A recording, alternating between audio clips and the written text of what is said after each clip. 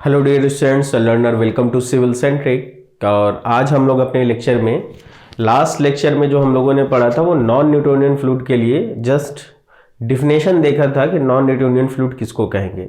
वहीं से थोड़ा आगे कैरी करेंगे। तो देखो, हम लोगों ने नॉन न्यूटोनियन फ्लूइड में बात की थी कि नॉन न्यूटोनियन फ्लूइड जो है वो क्या करता है, पावर्स लॉ ऑफ विस्कोसिटी को क्या करता है, फॉलो करता है। क्लियर है?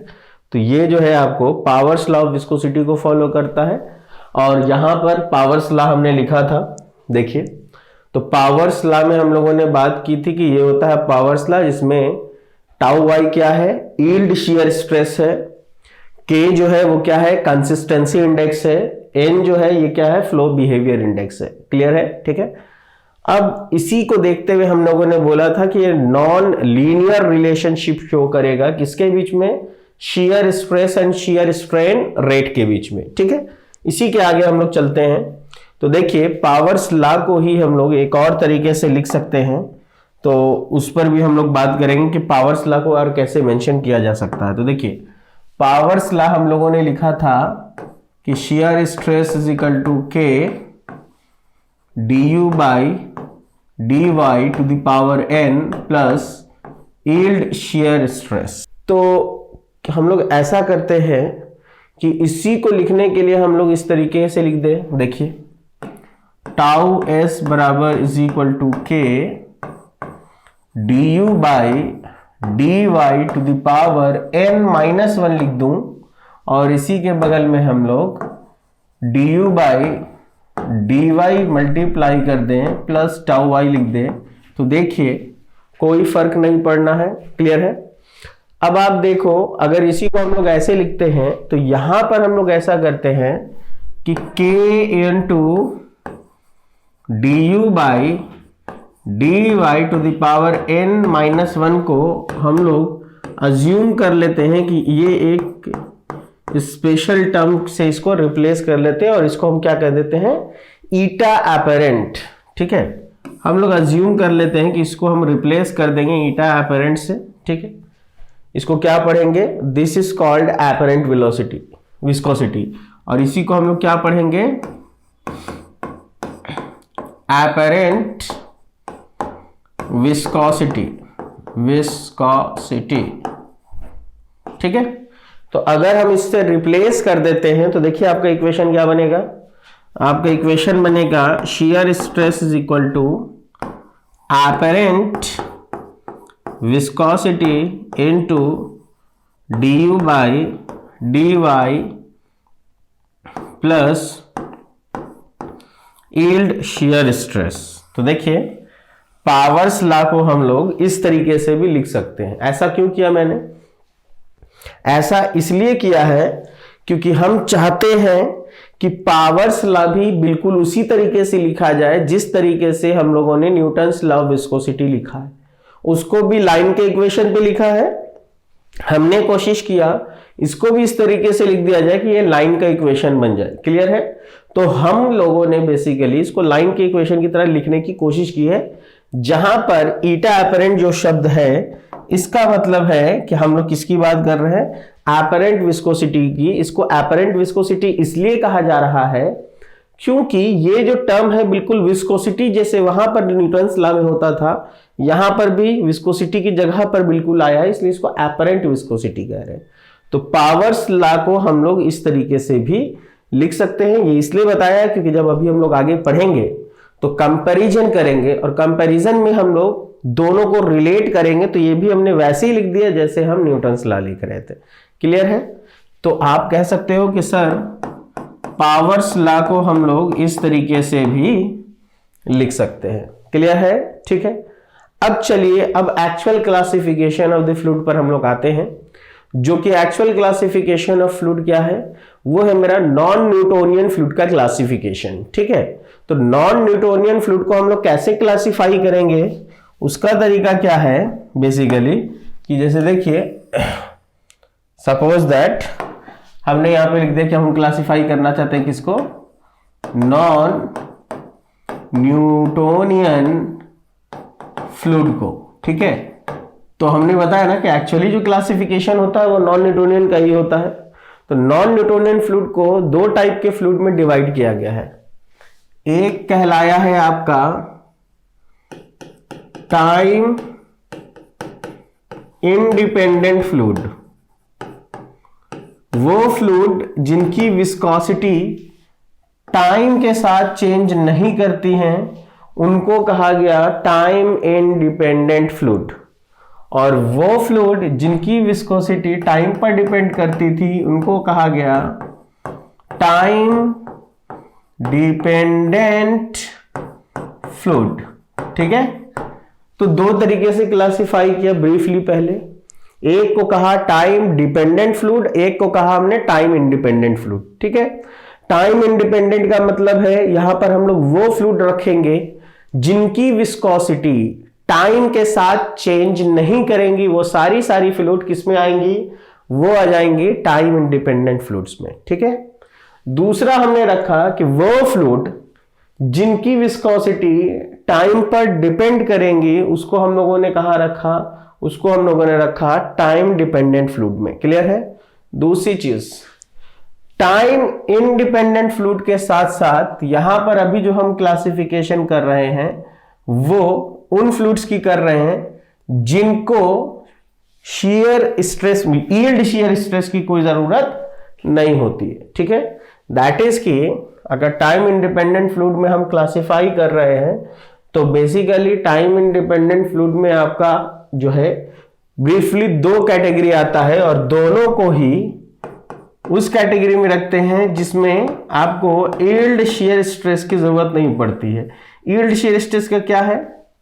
यील्ड का मतलब ये होता है कि कुछ फ्लूइड ऐसे होते हैं जिसको मिनिमम शियर स्ट्रेस आप जब तक नहीं दोगे तब तक वो फ्लो का बिहेवियर शो नहीं करेगा। ठीक है, फॉर एग्जाम्पल जैसे टूथपेस्ट है, आपने ढक्कन खोला उल्टा करके छोड़ दीजिए, वो बाहर फ्लो नहीं करेगा, तब तक फ्लो नहीं करेगा जब तक कि आप उसके ऊपर मिनिमम शियर स्ट्रेस ना लगा दो, मिनिमम यील्ड शियर स्ट्रेस ना लगा दो, तब तक वो फ्लो नहीं करेगा। लेकिन वही मान लीजिए सपोज दैट आपने टोमेटो केचप का ढक्कन खोल दिया बोतल का और उसको उल्टा कर दिया, टोमेटो केचप अपने आप फ्लो कर जाएगा। मिल्क की बोतल है, उसका ढक्कन खोल के उल्टा कर दिया तो आपको फ्लो अपने आप हो जाएगा, आपको ताकत लगाने की जरूरत नहीं है। तो कुछ फ्लूइड ऐसे होंगे जिन पर आपको मिनिमम यील्ड शियर स्ट्रेस की जरूरत नहीं पड़ेगी, और कुछ फ्लूइड ऐसे होंगे जिनको आपको मिनिमम यील्ड शियर स्ट्रेस देने की जरूरत होगी। दैट इज ऑलवेज एक ग्रेटर देन क्या मिलेगा, 0 मिलेगा। तो वैसे फ्लूइड्स जो होंगे उसको हम लोग इस कैटेगरी में रखेंगे, उसको और इसको हम लोग इस कैटेगरी में रखेंगे। ठीक है, क्लियर है। चलिए देखिए, अब इसमें आपका जो है ना बेसिकली देखा जाए तो दो टाइप के फ्लूइड्स होंगे। एक होगा आपका डाइलैटेंट फ्लूइड, एक होगा आपका डाइलैटेंट फ्लूइड, एक कहलाएगा आपका सूडो प्लास्टिक फ्लूइड। अभी हम लोग बात करेंगे कि डाइलैटेंट किसको कहेंगे, कौन होगा, सूडो प्लास्टिक किसको कहेंगे, कौन होगा। और टाइम डिपेंडेंट में यहां पर आपको दो टाइप के फ्लूइड आ जाएंगे। एक कहलाएगा आपका रियोपेक्टिक फ्लूइड और दूसरा कहलाएगा आपका थिक्सोट्रॉपिक फ्लूइड, थिक्सोट्रॉपिक फ्लूइड। ठीक है, और देखिए टाइम इंडिपेंडेंट फ्लूइड में ही एक स्पेशल फ्लूइड है जिसको इसकी जरूरत होती है बट वो टाइम इंडिपेंडेंट है, उसको कहते हैं हम लोग बिंघम प्लास्टिक। ठीक है, या उसको हम लोग आइडियल सॉलिड भी कहते हैं। ठीक है, तो बिंघम प्लास्टिक जो है बेसिकली उसको हम लोग अलग से कैटेगराइज करके बात करेंगे। ठीक है, क्लियर है। अभी फिलहाल जो हमने क्लासिफिकेशन कराया है वो कराया है आपको डाइलैटेंट का, डाइलैटेंट, सूडोप्लास्टिक, रियोपेक्टिक, थिक्सोट्रॉपिक। ठीक है, एक अलग फ्लूइड होगा जिसको हम लोग क्या कहेंगे, बिंघम प्लास्टिक, या जिसको हम लोग आइडियल प्लास्टिक भी कहेंगे, सॉरी आइडियल सॉलिड नहीं, आइडियल प्लास्टिक कहेंगे। ठीक है, क्लियर है। तो चलिए अब हम लोग क्यों ना इन सबको डिटेल में बात करते हैं कि डाइलेटेंट कौन होगा, सूडोप्लास्टिक कौन होगा, रियोपेक्टिक कौन होगा, थिक्सोट्रोपिक कौन होगा। ठीक है, रियोपेक्टिक एंड थिक्सोट्रोपिक जो है बिल्कुल आपको क्या है, बिल्कुल ही आपको इसी की तरह होगा, बस फर्क ये होगा कि इसकी विस्कोसिटी जो होगी वो टाइम पर भी डिपेंड करेगी। क्लियर है? ठीक है, चलिए तो हम लोग नेक्स्ट स्लाइड में अब बात करते हैं किसकी। पहले हम लोग बात करेंगे डाइलेटेंट की, फिर आपको बात करेंगे सूडोप्लास्टिक की, फिर हम आपको बात करेंगे रियोपेक्टिक की, और फिर हम बात करेंगे आपको थिक्सोट्रोपिक की। क्लियर है? तो हम लोगों ने नॉन न्यूटोनियन को जो ब्रीफली देखा था उसमें सबसे पहला हमने बात किया था यहां पे किसका, देखो अभी हम लोग बात कर रहे हैं किसकी, डाइलेटेंट फ्लूइड की। ठीक है, डाइलेटेंट फ्लूइड की।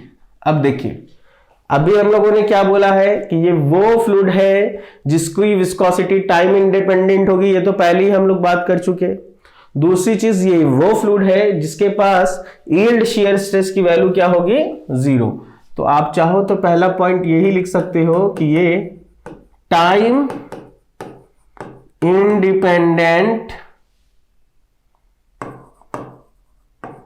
फ्लूइड है, और साथ ही साथ इसको यील्ड शियर स्ट्रेस जो चाहिए वो कितना चाहिए, 0 चाहिए। ठीक है, ये तो हम लोग पहले देख चुके। अब जो इसमें मेजर बात करना है कि अब पहले तो ये जान लो कि जब ये फ्लूइड नॉन न्यूटोनियन के कैटेगरी में है तो ये किसको फॉलो करेगा, ये फॉलो करेगा पावर्स लॉ ऑफ विस्कोसिटी को। क्लियर है? ठीक है, अब आप देखो अगर ये पावर्स लॉ ऑफ विस्कोसिटी को फॉलो कर रहा है तो पावर्स लॉ ऑफ विस्कोसिटी को फॉलो करने का मतलब कि इसमें आपको ये इसको फॉलो करेगा, shear stress is equal to K du by dy to the power n को फॉलो करेगा, क्योंकि देखो ये यील्ड शियर स्ट्रेस कितनी है, 0 है, तो हमने वहां पर 0 कर दिया इसको। अब जब ये इसको फॉलो कर रहा है तो इस पूरे क्राइटेरिया में n की कुछ ना कुछ वैल्यू मिलेगी। तो अगला पॉइंट ये होगा कि डाइलेटेंट फ्लूइड में n की वैल्यू हमेशा 1 से क्या होती है, ज्यादा होती है। और अक्सर एग्जामिनेशन में पूछा जाता है कि डाइलेटेंट फ्लूइड्स में जो पावर है उस पावर की वैल्यू कितनी होगी, लेस देन 1 होगी, मोर देन 1 होगी। तो डाइलेटेंट में कितनी होती है, मोर देन 1। ये कैसे लाया है अभी जब आगे पढ़ेंगे तो उसमें हम डिस्कस करेंगे। अभी बस हम यहां पे बेसिक क्राइटेरिया लिख रहे हैं कि इस फ्लूइड्स के लिए ये होना चाहिए। ये कैसे आया इसको हम लोग बहुत डिटेल में एक्सप्लेन करेंगे, क्योंकि वो अक्सर एग्जामिनेशन में नहीं इंटरव्यू में पूछा जाता है कि आप ये बताइए कि डाइलेटेंट फ्लूइड्स के लिए n इज ग्रेटर देन 1 होता है कैसे। आप कैसे कह सकते हो कि n इज ग्रेटर देन 1 मिलेगा, यानी यहां पे जो पावर n आएगा वो हमेशा 1 से ज्यादा होगा, आप कैसे कह सकते हो। तो देखिए पहला पॉइंट तो ये है।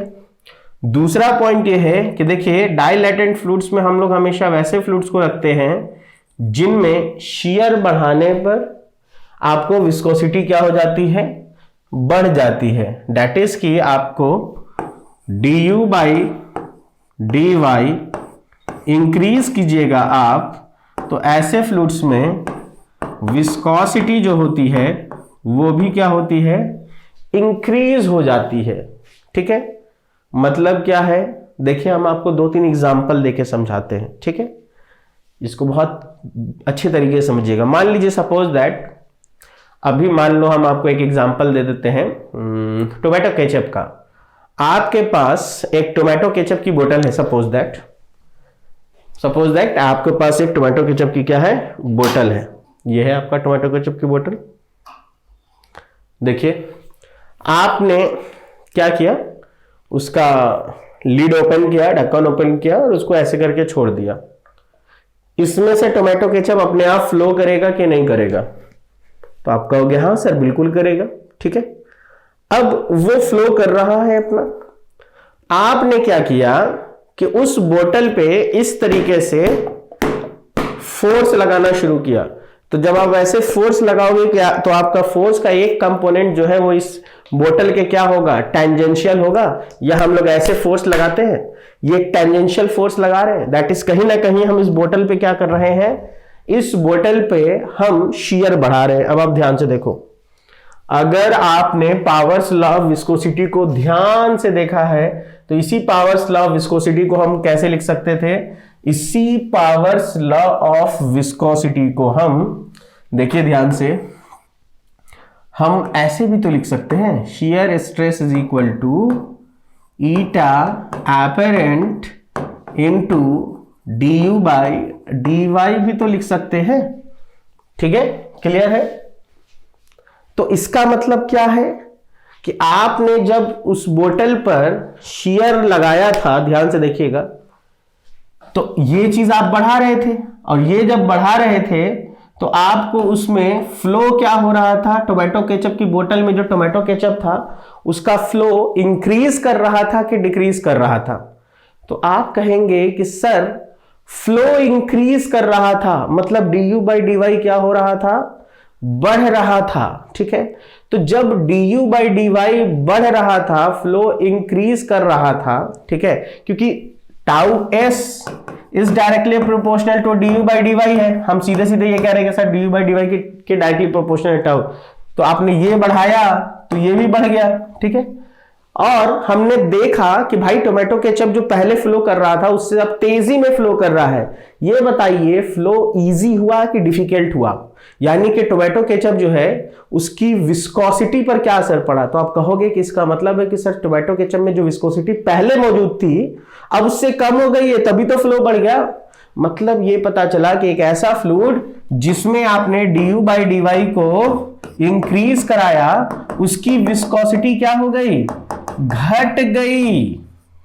तो ऐसे फ्लूइड को हम लोग कहते हैं सूडो प्लास्टिक फ्लूइड। उसको क्या कहते हैं, सूडो प्लास्टिक फ्लूइड। लेकिन यहां देखिए मैंने क्या लिखा है, मैंने बताया कि एक ऐसा फ्लूइड है जिसमें du बाई dy इंक्रीज करेंगे, विस्कोसिटी क्या हो जाएगी, इंक्रीज कर जाएगी। फॉर एग्जांपल, ठीक है, आपने क्या किया कि आपने जैसे एक पानी है उसमें एकदम कॉन्सेंट्रेटेड शुगर है और आप उसको खूब स्टिर करने लग जाओ, घोलने लग जाओ, तो जैसे जैसे घोलोगे, ठीक है, वैसे वैसे शियर बढ़ेगा, उसके साथ साथ du बाई dy बढ़ेगा। लेकिन उसके साथ साथ उसमें ऐसा कुछ होगा कि वो फ्लूइड गाढ़ा होता चला जाएगा, उसमें फ्लो डिफिकल्ट होने लग जाएगा। तो उसी फ्लूइड को हम लोग किस कैटेगरी में रखते हैं, उस फ्लूइड को हम लोग डाइलेटेंट फ्लूइड की कैटेगरी में रखते हैं। और इसीलिए हम लोग कह रहे हैं कि du बाई dy को बढ़ाने पर विस्कोसिटी क्या हो जाती है, इस तरीके फ्लूइड में बढ़ जाती है। और विस्कोसिटी बढ़ने का मतलब है, आप ये भी लिख सकते हो कि सर du बाई dy को इंक्रीज करने पर एपरेंट विस्कोसिटी इंक्रीज कर जाती है। ठीक है, अब आप ये बताओ जब विस्कोसिटी बढ़ेगा कब, जब आप उसमें शियर कर रहे हो, उसमें शियर बढ़ा रहे हो तो विस्कोसिटी बढ़ रहा है। इसका मतलब क्या है, इसका मतलब यह है कि जो फ्लूइड है आपका वो थिक होता जा रहा है, गाढ़ा होता जा रहा है, तभी तो उसके फ्लो में डिफिकल्टी आ रही है। विस्कोसिटी बढ़ने का मतलब क्या है, फ्लो कम हो रहा है, फ्लो रेसिस्टेंस बढ़ रहा है। इसका मतलब यह हुआ कि आपका फ्लूइड जो है वो थिक होता जा रहा है। ठीक है, इसी वजह से डाइलेटेड फ्लूइड को एक और नाम से जाना जाता है और वो नाम है शियर थिकनिंग फ्लूइड। इसीलिए इसको हम लोग क्या कहते हैं, शियर थिकनिंग फ्लूइड भी कहते हैं। क्लियर है, ठीक है, फिलहाल के लिए। अब बिल्कुल सिमिलरली इसी तरीके से इसके बगल में हम लोग बात करते हैं किसकी, सूडो प्लास्टिक फ्लूइड की। देखिए इस फ्लूइड का बिल्कुल अपोजिट बिहेवियर किसका होगा, सूडो प्लास्टिक का होगा। सूडो प्लास्टिक कहता है कि ये भी आपको क्या है, टाइम इंडिपेंडेंट फ्लूइड है और इसमें भी कोई भी यील्ड शियर स्ट्रेस देने की जरूरत नहीं है। लेकिन ये वो फ्लूइड्स है और ये भी किसको फॉलो कर रहा है, ये भी आपको पावर्स लॉ को ही फॉलो कर रहा है, सब कुछ वही है। लेकिन इस बार n की वैल्यू लेस देन 1 होगी। दूसरी चीज du बाई dy की वैल्यू अगर आप इंक्रीज करोगे तो विस्कोसिटी की वैल्यू इस बार क्या होगी, बढ़ने की बजाय घट जाएगी। ठीक है, और इसको आप ऐसे भी कह सकते हो कि सर du बाई dy की वैल्यू इंक्रीज कराने पर एपरेंट विस्कोसिटी की वैल्यू एपेरेंट विस्कोसिटी जो है इसकी वैल्यू क्या होगी, डिक्रीज कर जाएगी। और यही रीजन है कि इस तरीके के फ्लूइड को आप shear थिनिंग फ्लूइड कहते हैं। मतलब यह है कि ये वो फ्लूइड है जिसकी विस्कोसिटी लगातार डिक्रीज करती जाएगी अगर उस पर आप shear इंक्रीज करते जाओगे। जैसे फॉर एग्जांपल टोमेटो केचप, ठीक है, जैसे फॉर एग्जांपल जितना भी आप मार्केट से खरीदो, मिल्क खरीद लो, ठीक है, या कोल्ड कॉफी खरीद लो या सिरप खरीद लो, सब पर क्या लिखा होता है, सब पर लिखा होता है आपको कि शेक बिफोर यूज, ठीक है। ये जितने भी हैं ये सब किसके कैटेगरी में आते हैं, सूडो प्लास्टिक के कैटेगरी में आते हैं। क्लियर है? तो देखिए बेसिकली आपको डाइलेटेंट फ्लूइड के लिए ये लिखा हमने, और सूडो प्लास्टिक फ्लूइड्स के लिए हम लोगों ने किसकी पे बात की है, shear थिनिंग फ्लूइड पे बात की, ठीक है। तो आपको इस फ्लूइड को shear थिकनिंग फ्लूइड कह दिया गया। क्यों कहा गया, इसका रीजन आपको समझ में आ गया होगा। इसको आपने shear थिनिंग फ्लूइड कहा है, क्यों कहा है, इसका रीजन समझ में आ गया होगा, ठीक है। अब देखिए अगर इसके एग्जाम्पल के ऊपर बात किया जाए तो डाइलेटेंट फ्लूइड्स के कुछ एग्जाम्पल हैं, जैसे आपको बता देते हैं। जैसे आप डाइलेटेंट फ्लूइड के कैटेगरी में रख सकते हैं किसको, क्विक सैंड को। क्विक सैंड यानी दलदल, ये इसके एग्जाम्पल हैं। क्विक सैंड किस कैटेगरी में आता है, ये आता है डाइलेटेंट फ्लूइड की कैटेगरी में। जैसे कॉन्सेंट्रेटेड बटर सॉल्यूशन है, कॉन्सेंट्रेटेड बटर सॉल्यूशन है। जैसे कॉन्सेंट्रेटेड शुगर सॉल्यूशन है। ये सारी चीजें जो है बेसिकली किस कैटेगरी में आएगी, आपको डाइलेटेंट फ्लूइड की कैटेगरीज में आएंगी, ठीक है। तो इनमें जब भी कभी हम लोग shear को इंक्रीज करेंगे तो वो फ्लूइड जो होगी वो थिक होती चली जाएगी। कंसंट्रेटेड शुगर सॉल्यूशन कहिए, कंसंट्रेटेड बटर सॉल्यूशन कहिए, क्विक सैंड कहिए, these are the example of dilatant fluids. Clear है, ठीक है। उसी तरीके से सूडो प्लास्टिक की अगर हम लोग बात करते हैं तो सूडो प्लास्टिक में आपको एग्जांपल अगर लिया जाए तो आपको बता दिया जाए सूडो प्लास्टिक फ्लूइड में, जैसे टोमेटो केचप है, टोमेटो केचप, ठीक है। जैसे मिल्क है, जैसे पेपर पल्प इन वाटर है। यहां पे आप चाहो ना तो इसमें स्टार्च सॉल्यूशन भी रख सकते हो। डाइलेटेंट फ्लूइड में एग्जाम्पल में आप स्टार्च भी कह सकते हो, स्टार्च सॉल्यूशन, ठीक है। तो ये जो स्टार्च सॉल्यूशन है वो सब आपको किस में आता है, डाइलेटेंट फ्लूइड्स में आते हैं, ठीक है। टोमेटो केचप हो गया, मिल्क हो गया, पेपर पल्प इन वाटर हो गया, ब्लड हो गया, etc। These are the example of pseudo plastic fluid है। वैसे आपको बता दें घर में जैसे पेंट वगैरह है, आप ध्यान से सोचिएगा इसको, ठीक है। ये कैसे पता चलेगा, घर में पेंट है आपका, आप क्या करते हो, पेंट आपको आया हुआ है, पेंट के ऊपर आप ब्रश डालते हो और ब्रश से आप पहले क्या करते हो, पेंट को खूब क्या करते हो, मिक्स करते हो। जितना ज्यादा मिक्स करते हो उतना ज्यादा वो क्या होता है, वो थिन होता चला जाता है और तब जाके उसको यूज किया जाता है। तो जो घर में पेंट वगैरह होता है दीवारों पे, वो किस तरीके का फ्लूइड होता है, वो होता है बेसिकली आपको सूडो प्लास्टिक फ्लूइड की कैटेगरी में, ठीक है। और स्टार्च वगैरह जो है ये सब किस कैटेगरी में है, डाइलेटेंट में। अब देखिए मैंने ब्लड को किस कैटेगरी में रखा है, मैंने ब्लड को रखा है सूडो प्लास्टिक की कैटेगरी में। क्यों, अब आप ध्यान से सोचो, अगर कभी कोई आपसे पूछे कि ब्लड कैसा फ्लूइड है, ठीक है, तो ब्लड जो फ्लूइड है वो बेसिकली सूडो प्लास्टिक है। क्यों, क्योंकि सबसे पहली चीज ध्यान दो कि ये टाइम इंडिपेंडेंट है कि डिपेंडेंट है। ब्लड जो है वो कभी भी टाइम के साथ उसकी विस्कोसिटी चेंज नहीं होती है। ब्लड की विस्कोसिटी टेम्परेचर के साथ होती है। इसी वजह से जब आप ब्लड डोनेट करते हो तो ब्लड को हमेशा एक पर्टिकुलर बॉक्स में रखा जाता है, ठीक है, जिसमें उसका टेम्परेचर मेंटेन किया जाता है। तो ब्लड जो है ना वो टेम्परेचर के साथ उसकी विस्कोसिटी चेंज करती है, ठीक है। कभी भी आप ये सोचते हो कि टाइम के साथ, तो ऐसा नहीं है, ठीक है।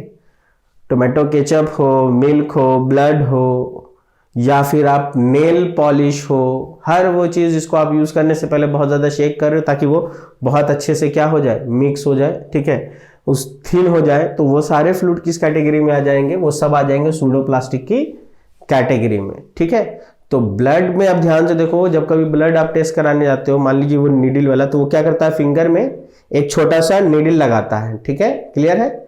और नीडल लगाने के बाद अगर ब्लड नहीं निकलता तो जोर जोर से दबाता है, तो फ्लो बढ़ जाता है ब्लड का। तो शियर बढ़ाने पर फ्लो बढ़ गया, ठीक है, यानी कि विस्कोसिटी क्या हो गई, डिक्रीज कर गई। तो इसलिए ब्लड किस कैटेगरी में आएगा, तो ब्लड जो फ्लूइड है ना वो किस कैटेगरी में आता है, सूडो प्लास्टिक फ्लूइड की कैटेगरी में, क्लियर है। तो ब्लड सूडो प्लास्टिक में आता है, और ये आपको किस में आता है, डाइलेटेंट में। डाइलेटेंट में आपको आता है quick sand, concentrated butter solution, concentrated sugar solution, starch solution, etc. These are the example of dilatant fluids. और सूडो प्लास्टिक फ्लूइड के अंदर ये सारी चीजें आती हैं, क्लियर है, ठीक है। अब इसी के थोड़ा सा आगे चलते हैं हम लोग, और अभी देखो हम लोगों ने इस पर बात नहीं की है कि हम लोग कैसे कह रहे हैं n is greater than 1 less than 1 कैसे कह रहे हैं, अभी इस पर बात किया जाएगा, ठीक है। अब इसके बाद हम लोग चले आते हैं किस पर, दो तरीके का फ्लूइड और है जिस पे हम लोग बात करेंगे, एक है आपका रियोपेक्टिक, एक है आपका थिक्सोट्रोपिक। तो देखिए, अगर हम लोग रियोपेक्टिक फ्लूइड को लें, रियोपेक्टिक फ्लूइड को लें, और हम लोग इधर किसको लें, थिक्सोट्रोपिक,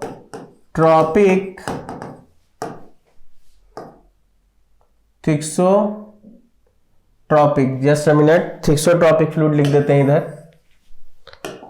तो थिक्सोट्रोपिक फ्लूइड में एंड रियोपेक्टिक फ्लूइड में फर्क केवल किस चीज का है, देखिए इसको देखते हैं हम लोग। देखिए रियोपेक्टिक फ्लूइड जो है, ये सबसे पहला पॉइंट क्या है कि ये टाइम डिपेंडेंट फ्लूइड है, ठीक है। इसमें टाउ वाई की वैल्यू ग्रेटर देन 0 होती है। थिक्सोट्रोपिक जो है ये भी आपको कैसा फ्लूइड है, टाइम डिपेंडेंट है, और इसमें भी आपको टाउ वाई की वैल्यू ग्रेटर देन क्या होती है, 0 होती है। नेक्स्ट पॉइंट, यहां पर आपको जो n की वैल्यू मिलेगी वो n की वैल्यू ग्रेटर देन क्या होगी, 1 होगी। यहां पर n की वैल्यू जो मिलेगी वो लेस देन क्या होगी, 1 होगी।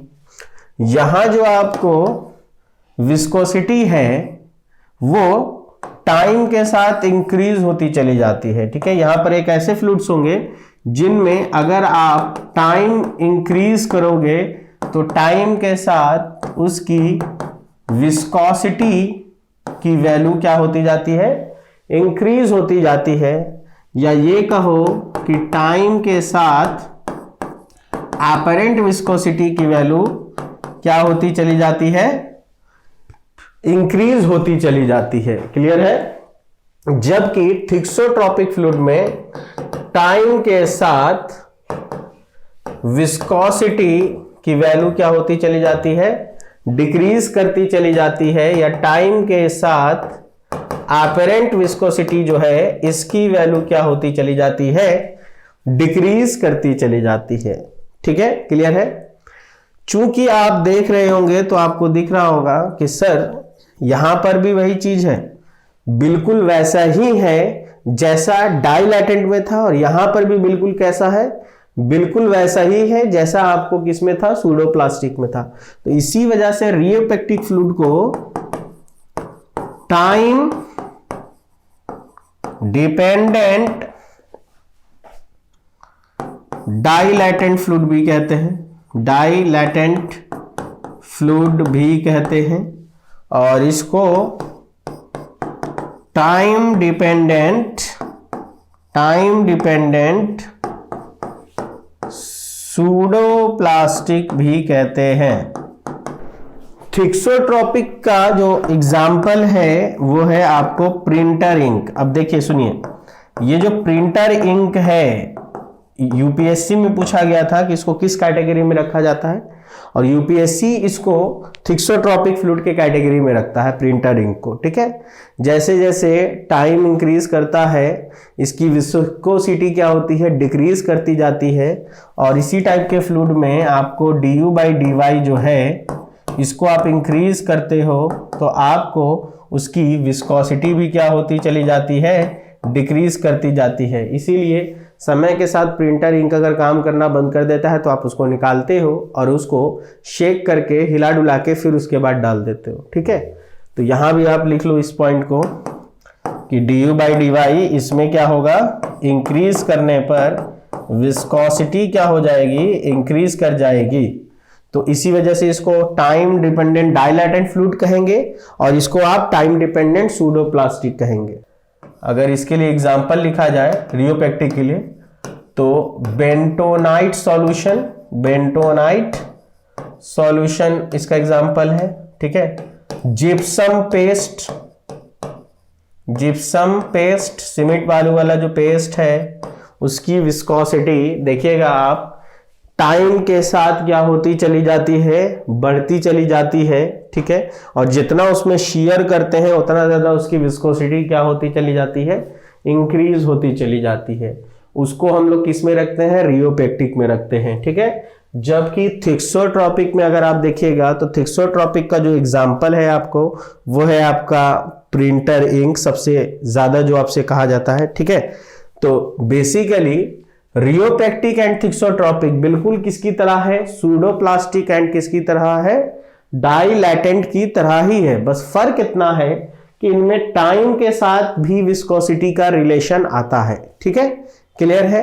तो अभी फिलहाल मैंने क्या किया, सिर्फ और सिर्फ आपको इस तरीके से क्लासिफाई करके छोड़ दिया है। अभी इस पर हम लोग बात नहीं कर रहे हैं कि ये एन कितना होगा, इनका ग्राफ क्या होगा। तो फर्दर जब नेक्स्ट लेक्चर अभी देखेंगे हम लोग तो उसमें बात करेंगे कि इनका ग्राफ कैसे प्लॉट होगा, एन की वैल्यू अगर हमने लिखी है कि ग्रेटर देन 1 है या लेस देन 1 है तो कैसे लिखी है। ठीक है, तो फर्दर नेक्स्ट लेक्चर में हम उस पर बात करेंगे। तब तक के लिए गुड बाय, टेक केयर।